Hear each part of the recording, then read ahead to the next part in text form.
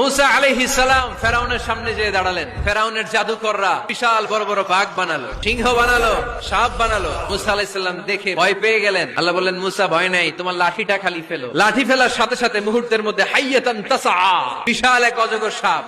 ফেরাউনের জাদুকরদের বানানো সব ভাগ, ভাল্লুক, সিংহ আর সাপগুলো রেখে বিশাল ফানা ধরে আছে। আর সাপ বলতে শুরু করেছে, আর কি আছে নিয়ে আয়। সুবহানাল্লাহ কইতে পারলেন না? এই দৃশ্য দেখার সাথে সাথে ফেরাউনের রাজপ্রাসাদের সামনে যতগুলো জাদুকর ছিল, কোরআন বলে ফাউলকিয়াস সাহারাতু সাজিদিন। এই দৃশ্য দেখা মাত্রই ফেরাউনের নিয়ে আসা বড় বড় জাদুকর গুলো মুসা আলাইহিস সালামের সামনে দাঁড়িয়ে আল্লাহর জন্য সেজদায় লুটিয়ে পড়েছে। ফাউলকিয়াস সাহারাতু সাজিদিন, সেজদায় লুটিয়ে পড়ে ঘোষণা দিল, আমি ফেরাউন রে মানি না, আমি কোন নাস্তিককে মানি না, আমি মুসার রব, হারুনের রব, বনি ইসরাইলের রব, আল্লাহর জন্য সেজদায় লুটিয়ে পড়লাম। চিল্লায় পড়েন আল্লাহু আকবার।